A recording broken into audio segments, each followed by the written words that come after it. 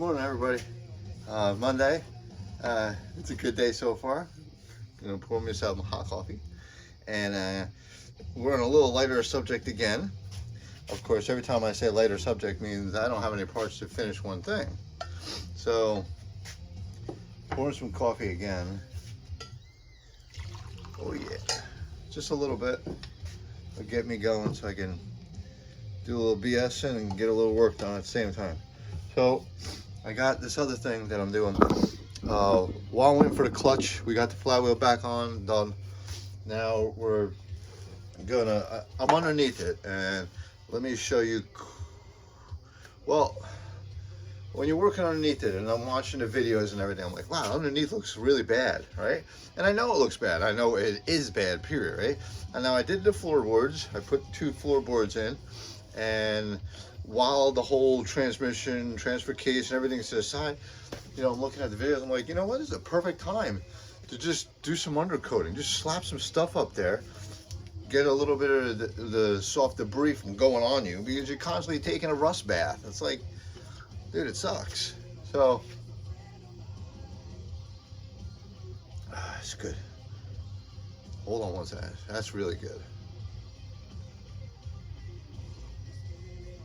Oh, man, there's nothing like coffee in the morning. Like just relaxing. So, the deal is, I do, on our trucks at work, we have like a lot of overhead damage. Rental trucks, just drive it till the roof erupts off. And they leak and they seals or whatever. So all these years I tried all these different things. I find out like a slow setting silicone or something like that, something that elastic, so it kind of moves a little bit. Maybe oil base is even better. Works great. The only thing is it doesn't dry fast. People are like, can I drive it? I'm like, yeah, but I just sealed it. I don't give them I'm like, yeah, do whatever you want. It's raining on me. What do you want me to do? You didn't let it dry. I mean, come on, people. Besides the point, some people you just can't fix stupid, right? So I have this stuff I use, and this is the stuff it's called. And basically any kind of roof thing for trailers, anything, I use this stuff. I think it's like $50 a gallon. I go buy it, I put it on the shelf. I also buy this Rust-Oleum, and it's undercoating, and this will get in the spots that you don't want to play with this with. So I'm underneath the truck, and I just took couldn't find an old one, but this is kind of like, this is my new brush, which really isn't new. I just clean it nice and I reuse them. I reuse them forever, and then they just, I don't know, they don't last like they used to. So I'm gonna take this, I'm gonna put this in here. I mixed this up a little bit, and it's just a little bit of goop just to hold things together so it's not falling on top of you. And I'll show you what I got before I blow it all out, and then you'll be like, ugh. So I think I already have light on there, and it's gonna interfere with everything again, like always. Let me show you what I got. So we're going underneath. We put one more light on it here.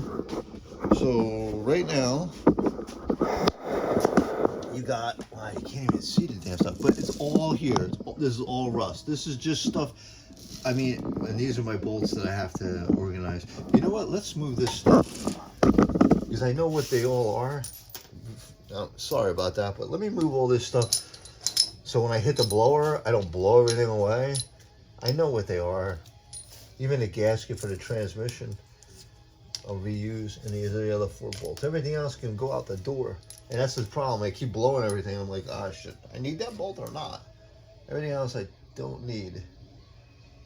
What is this? Oh, this is some kind of tab. I probably can use that. And this is the transmission.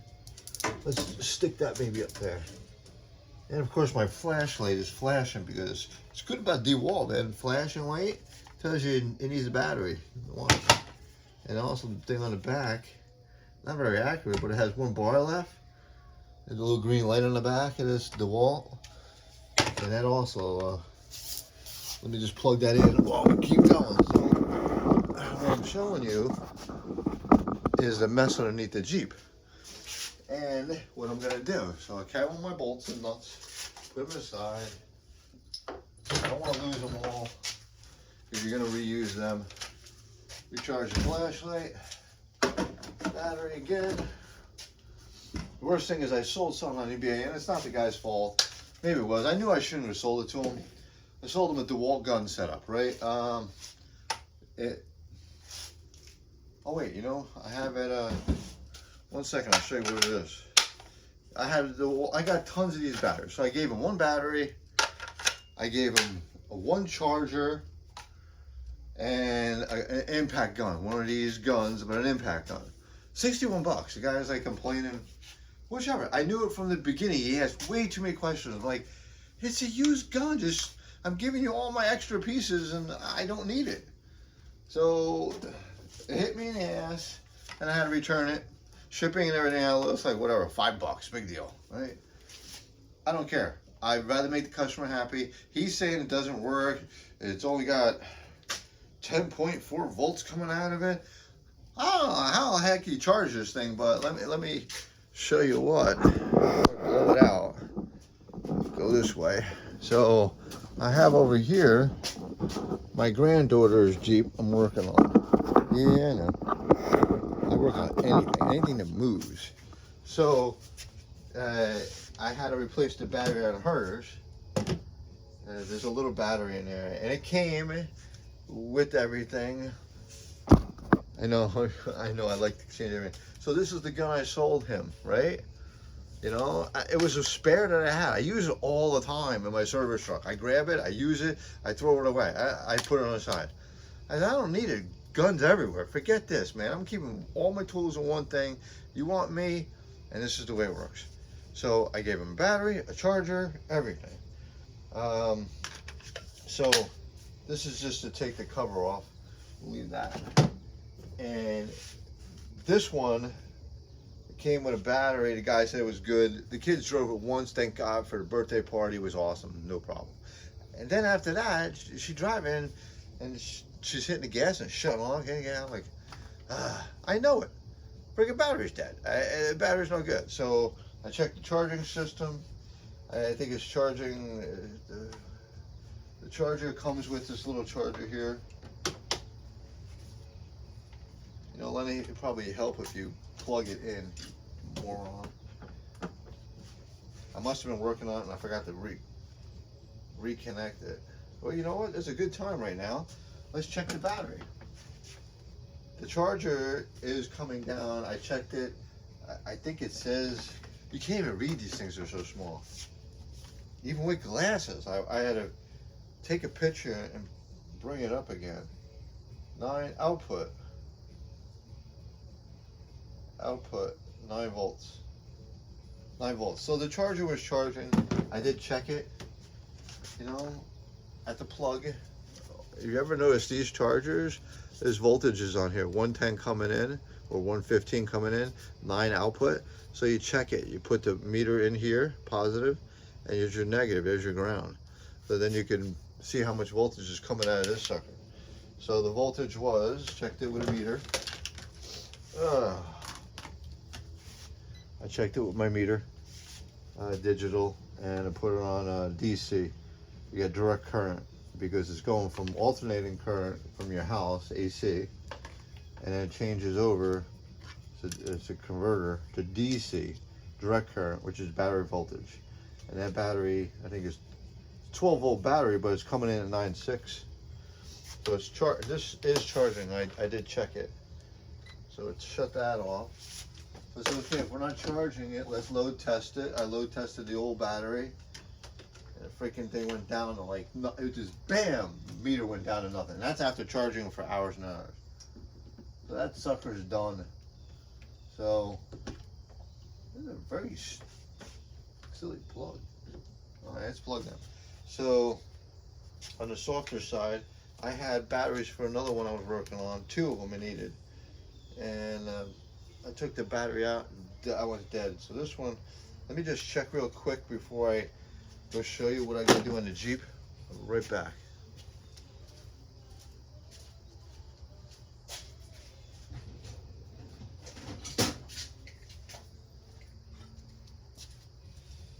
Almost forgot my coffee again. I find coffee cups everywhere too. You know why? Because you're working on something and you're drinking your coffee and it's already not perfect. So guess what? Going out the window. And that's where I find my coffee cup. I'll find the freaking thing everywhere. So we're a load tester. I mean, it's probably, amperage is probably a little too high for these small of a battery. The load, it's a basic load tester, like Harbor Freight, $10, $20. I've had good ones, I've had cheap ones. It's just a quick test. Because if you don't load something, it'll show it has voltage, which it does. It has 12, we'll just say 12.4, right? Bam. Oh, it's reading about 8 and holding 8.4. So it's reading 8.4, but that's on a scale on the very bottom, 200. See, the load test is at 200. The other one went bam, it just dropped right to 0. I was like, okay, that battery is shot even after hours. So this reading 8 something after all that. I wanted to keep up with this battery. I think this battery is like, I got the same battery. I got 2 of these same batteries. Before I go, I want to make sure I'm reading it right. Hold on one second.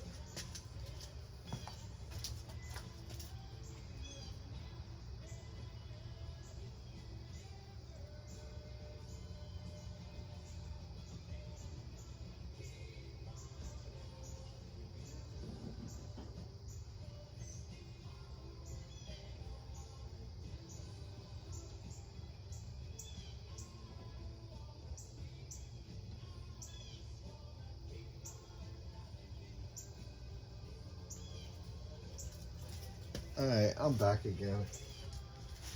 While we're trying to figure this out, voltage regulator, 2.1 amp max. It's a 12 volt battery, 6 amps, 20 hours. 20 hours is gonna last, and 20 hours are gonna charge. So it's only 6 amps. So it's only 6 amps per hour, I guess. It's 12 volt. There's no load test on here. It doesn't tell you what the load test of that. So this is going to be a 12 volt battery when you're all done. So if it's 12 volt when you're all done, this is the same as that battery that's already in there. I bought 2. And we're jumping down to, how many cranking amps? How many, oh, it's not cranking amps, this is electric. So that's going by cranking amps, and it's dropping down the load down to 8 something. So we're gonna charge it, and that, so the load, it doesn't give you a load on here. You know, I'm not the greatest thing with these batteries, but if everybody tells me what all this means, you know, I know 12 volt, 6 amps, I mean 7 amps per hour / 20 HR. I should read all this, but why? Then it has different chart here. Type, standard, voltage regulation, 12.5 to 1213. Initial current, no limit. And then cycle use, 14 to 15 volts at 2.1 amps max. So I guess if she's cooking down the road, man, right? She's running 2.1 amps. I'm guessing. I don't know. I have no idea what all this really means. I'm kind of making it up in my head. All I know is this is a good battery too. I just bought them like, I don't know, less than 20 bucks, 12 bucks, whatever it is. I don't know. They're cheap as can be. So I'm going to charge them both for her. I did take the connections because the original ones had glue on them. I soldered these on. Probably not the smartest thing ever because I want to swap the batteries when she goes, Dad, Grandpa, but she gets a little bored quickly with it. So we'll see how this works because that charger takes forever. So we're showing it down at very low voltage. So let me put my meter on it since we did a load test on the battery. And we're gonna do a load test when it's all done.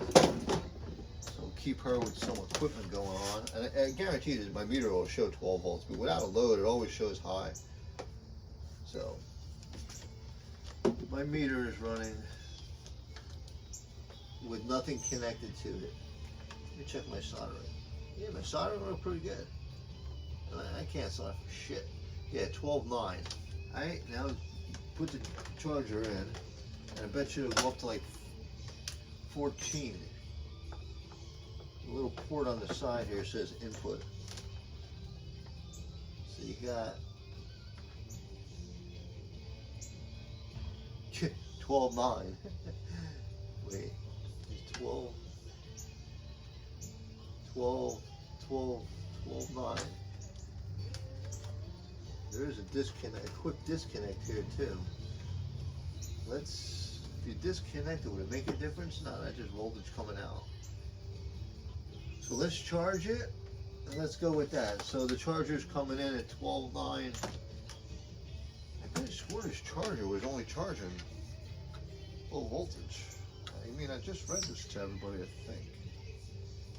So if you do this, it's a 9.2. So you got a charge on the battery at 12.9. 9.2 is coming in from this charger, so it is like a trickle charger. So let's trickle that battery and let's see if we get the loads going up a little bit. It should, if it dropped down on that meter, what it should stay at, it should stay in the load. We'll go with the littlest battery, 200. And it shouldn't go anything lower than like 10.4. Alright, so that's where we're at there. I mean, I know I'm way off the freaking beaten path of everything, but I just remembered why I was trying to sell this gun. Gave the guy his money back. Let's move this to the side and let it charge up for her. The battery here. Oh gosh. We're gonna need the gun, and the bad thing is I'm gonna blow everything out right now. I don't want all this stuff on her Jeep. So we'll put her car cover on. Gotta take care of my granddaughter, man. She's the most important thing there is. There she is. Ah! Love it. So let me show you what I got. Go back to reality here. And hey, there's the dead battery. See her way down there? Dead. Yeah, shoot, crap. It's the same freaking rechargeable battery. Crap. Let's put this back up here. This we got a new one. This I need for my truck.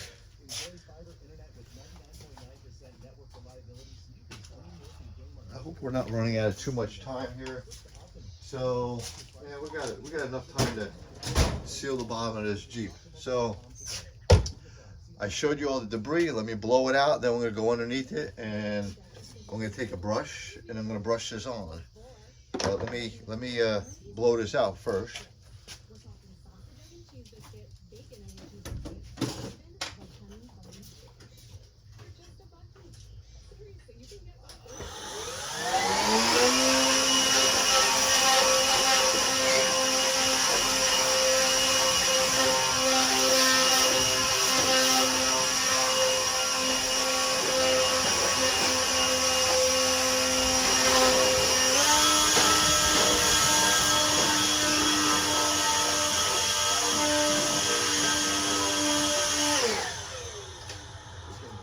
Batteries dying everywhere. So that battery died.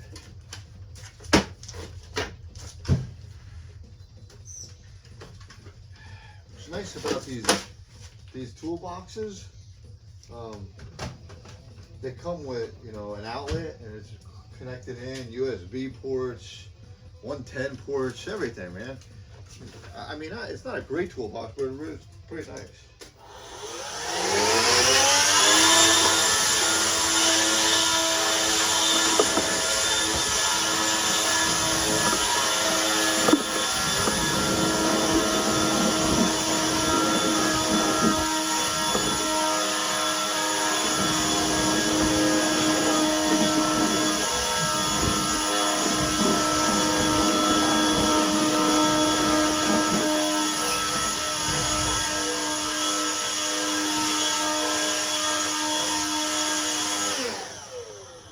prime piece of rust from the Jeep. Look, it was still yellow too under there.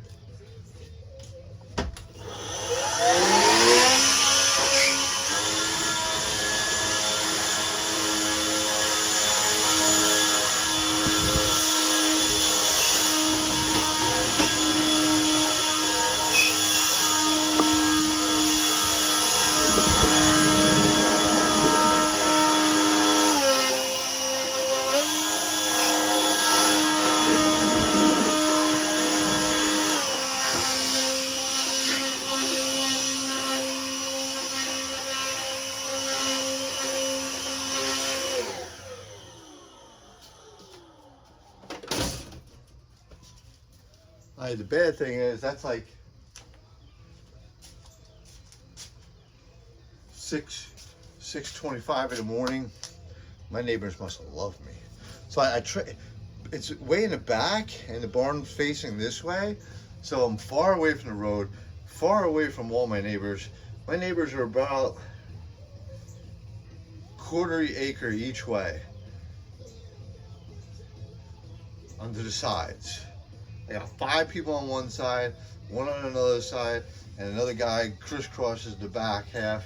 He's on an acre. So everybody's got an acre, except for these guys, new development, they all got a quarter of an acre. I think they got a half acre. I think they got a half acre.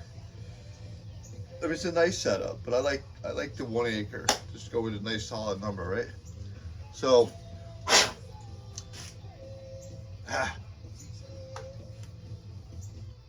I gotta have some more coffee.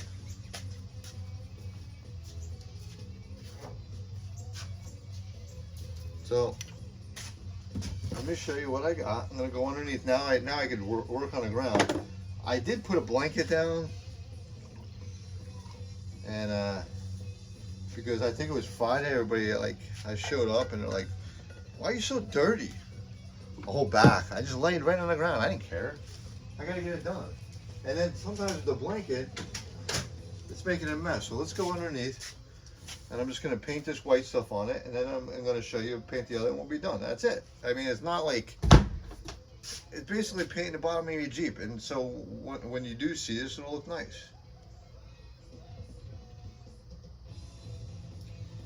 Alright, that coffee's gonna go bad. Let's put something on the top. This will slow it down, the heat. There you go. Let's go underneath it, see what we got. Okay, we're back under the Jeep again.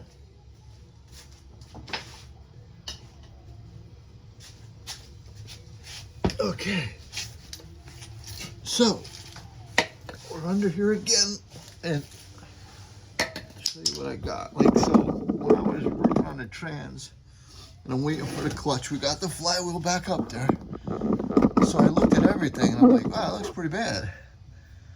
So what I'm gonna do is I'm just gonna take a brush, and I loosened up most of it up. I banged most of it up with a body hammer. I like these little body hammers. They're light, and they got flat surface, so they pound it in. And it's pretty bad, but I did the floorboard here. This is new, and this is all old. And the top looks fine. And then we're also going to put a rug on it maybe one day, or the next person is going to put a rug on it. And I got a couple videos from a guy that told me about the cross member. So we got one socket stuck here. Look, I still didn't even remove the socket yet. I think it's 3/4 inch socket stuck on one of the bolts. So I got to bang my socket off, heat the frame up a little bit, maybe turn that one out. I might get it out. He told me a trick. He said I think he welded nuts onto the frame and then put big washers in it. Something like that he told me, which was good advice. I said, I'll do that. And then I'll take this one. So I got 1, 2. This one's the dead shot. And then I got 1, 2, 3 on that side. So I should be able to get the bolts out. So what I'm going to do is I'm not going to paint the frame too much, because I'm going to be working on the heat. So why paint it? Can't go off. So we're just going to do the floors a little bit, right? Like here a little bit. On this side, and if you notice on this side, it's just as bad. This side, and on this side, look up here. Like, I'll show you way up. Look at that. You got it pretty bad up there, huh? So we're just gonna put this gunk in here. I've also used there too, if you notice, it's got some nice white stuff. I used seam sealer. That works really good too. So this is just like a thick coating of something. That's all. Just give it a little something to help it out. And basically, you're just taking this stuff and putting it on to prevent it from dropping on your head all the time. And then it just seals in the gunk. Yeah, it's not a restoring project here. It just kind of just make it look a little better. Make it work a little. So you don't have to work so, I mean, who the heck wants rust falling on their head all the time? Right? And then you take the seam sealer and you seam it more in here. Once you kind of glue some of this sealer, you glue some of this together. And I'm not going to go crazy. I'm only going to go on the really bad spots, because then I'm going to take the undercoating and just start spraying. Give it a quick spray and that's it. So that's, like I said, I'm only doing the heavy spots. The undercoating is all going to be there. That's going to be a quick spray. So this is fine. We're done there. All right, so let's go to the other side. Actually, let's go over here.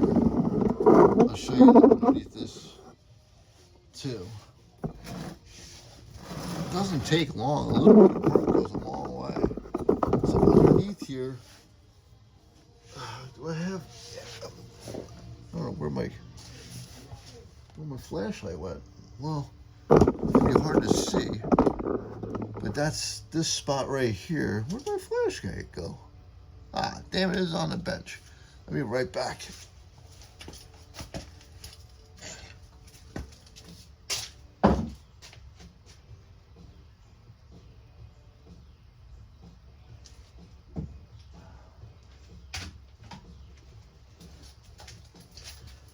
And I grabbed a little bit of coffee. Okay, so if you can see that, I don't know if you can see it. Let me turn the flashlight on. So, a little closer there. How's that? Can you see? Yeah. So, we're going to just gunk it up in here. Now, you can see that's the new floorboard. The top came out real nice. We might as well make the bottom look decent. Like I said, just so the rust isn't falling on your head the whole time.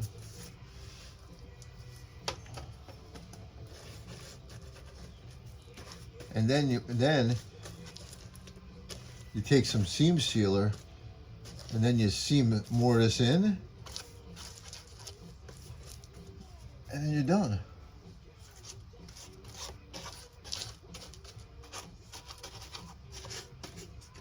Don't go crazy, people. It's just underneath the Jeep, man.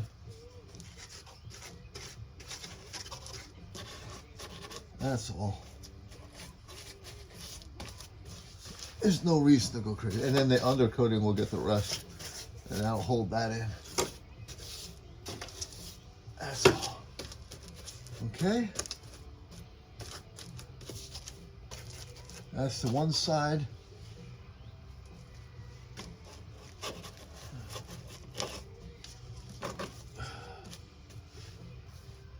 I wonder if this stuff is like seam sealer. I don't know if it'll drip. I don't think it'll drip. I mean, I do floors, roofs with it. Yeah, let's use it like a seam sealer a little bit. Let's really gunk it in there. Let's see how it works. Then we'll come back. Like more than a patch. We'll like, the heck, we're gluing that baby together, that's for sure. Even if we come back with another coat. So let's really dap it in there.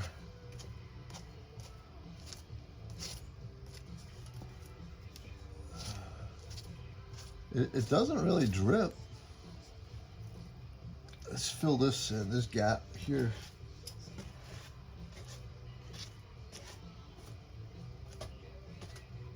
Actually, I'm pretty impressed with this stuff. This dude here is pretty bad. This will fall on your head like crazy.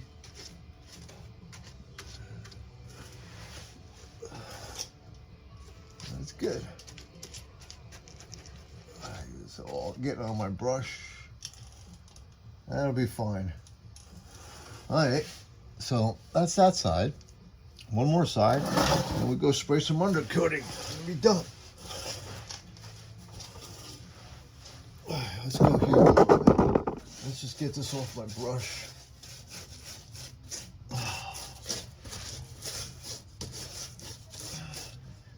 Just so it's easier to use.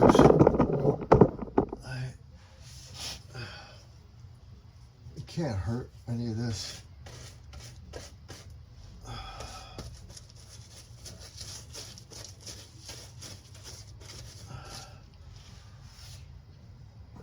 So we're up top here.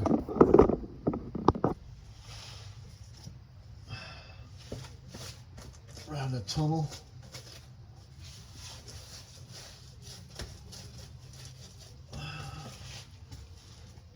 Around here.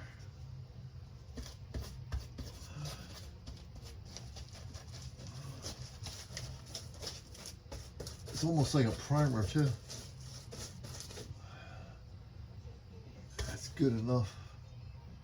I don't want to go crazy with this stuff. Now we're going to do on this side.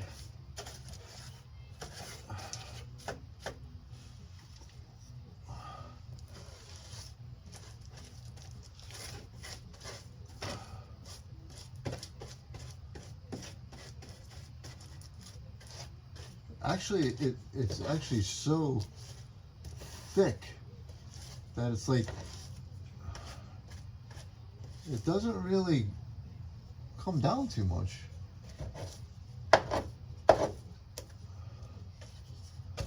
Like when you put it on the roof or floor, it's kind of adhering really well. Like using I got it on my flywheel.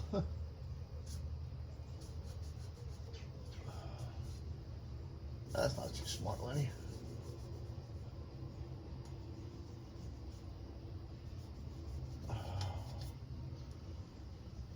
So that's that.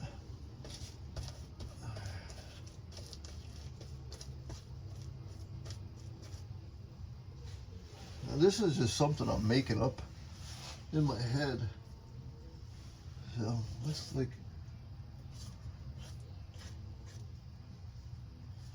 let's really gunk it in here. Almost look like a floor. That's really loose. There.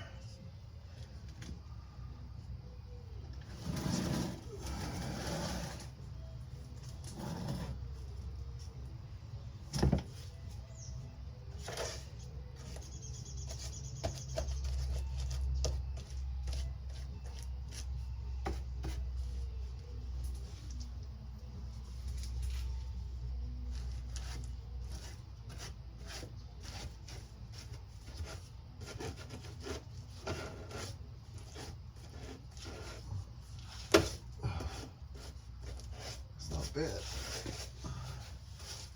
Not bad at all, actually. I'm not painting this all underneath, just where I see it's really heavy rust. I'm trying to get it off my brush so I could use my brush a little better. That's all. I'm not doing what you think. I'm not painting the bottom. Just trying to get it off the brush. Alright, so that's that half. One over here, this side, and this will be it. Okay, this is pretty bad over here. Let's gut this up.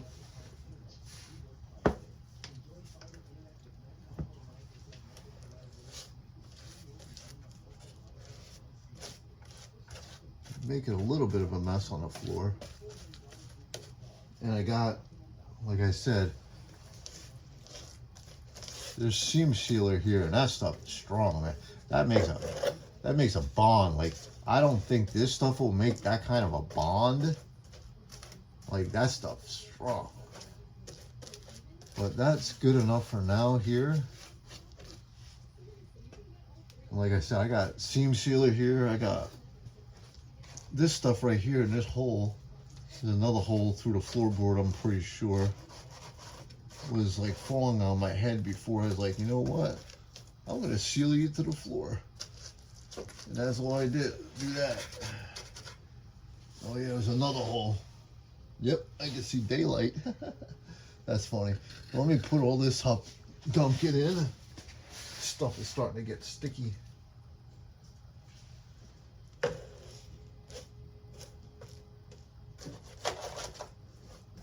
Yeah. This is a brush as a goner, man. I'm not even going to think about using this one afterwards.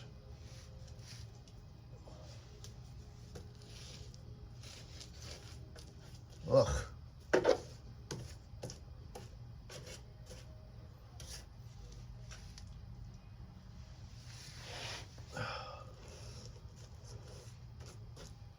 All right, we're done there.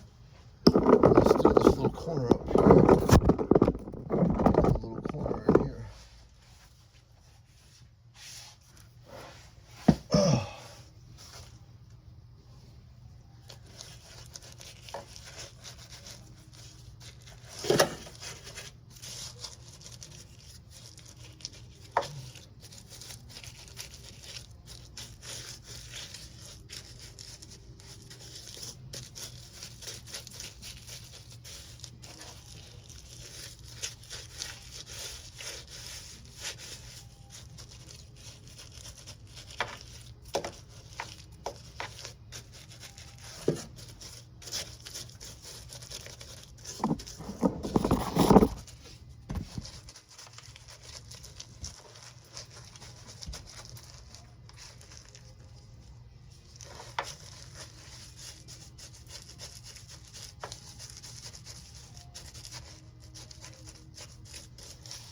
And remember, when I'm doing this, if you notice, it's coming out wet. You can see that pretty decent. That's pretty decent. I'm only doing this mainly when it'll fall on my head. That's it. I mean, I'm not. You can't stop the raw. I mean, you can't rebuild the whole damn Jeep. Don't plan on it. I gotta do it to where somebody else is gonna want to restore some of this. Maybe one day they'll take this floor and they'll cut this crap out, which I would do in a heartbeat. My brush is getting really bad. It's getting hard to use. Look, as I'm painting the damn stuff's falling on my head. I don't want that. So that's enough of this. That's enough undercoating. Basically for a roof repair on a trailer.